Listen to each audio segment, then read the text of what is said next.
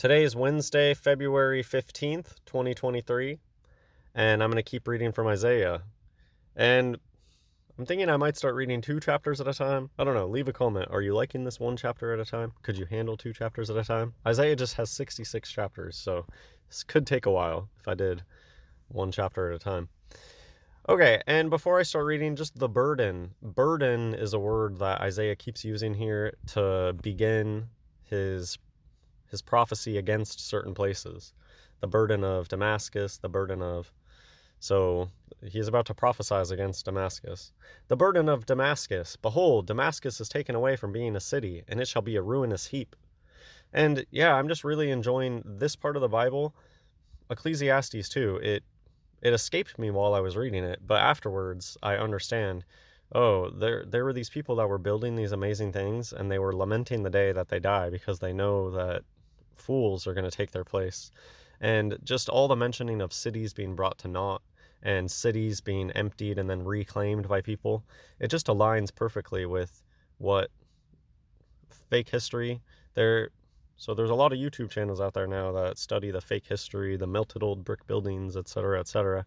And I think it just all aligns beautifully with the Bible and the idea that many of the world's big cities, it's like a ship of Theseus situation where there's these buildings that have been refurbished and refurbished and refurbished over generations, and who knows how many people have come and gone and lived in these cities.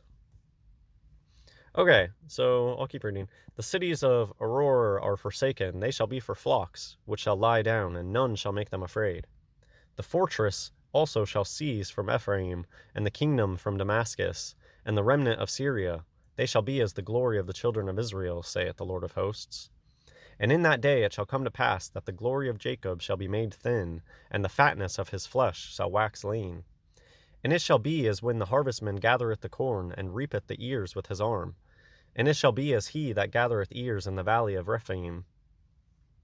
Yet gleaning grapes shall be left in it, as the shaking of an olive tree, 2 or 3 berries in the top of the uppermost bough, 4 or 5 in the outmost fruitful branches thereof, saith the Lord God of Israel. Such interesting imagery there. At that day shall a man look to his Maker, and his eyes shall have respect to the Holy One of Israel.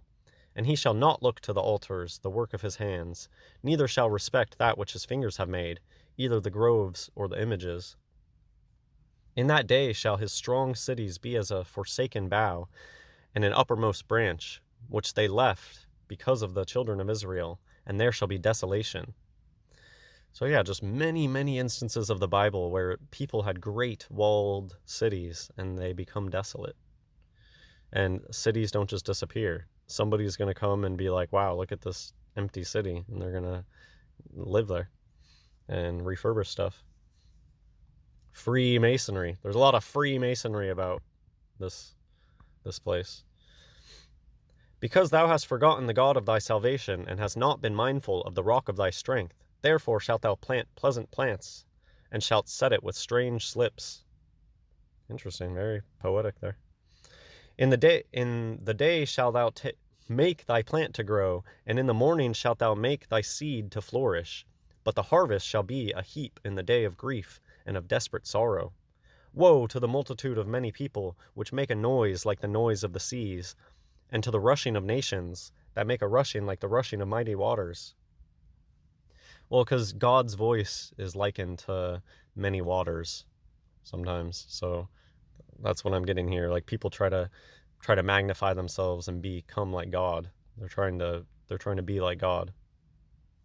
That's at least what I took from that. Okay, verse 13 and 14, and that's it for this chapter. The nation shall rush like the rushing of many waters, but God shall rebuke them, and they shall flee far off, and shall be chased as the chaff of the mountains before the wind, and like a rolling thing before the whirlwind. This chapter is full of really great imagery. I'm loving it.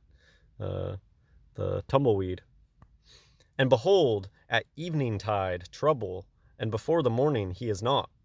This is the portion of them that spoil us, and the lot of them that rob us.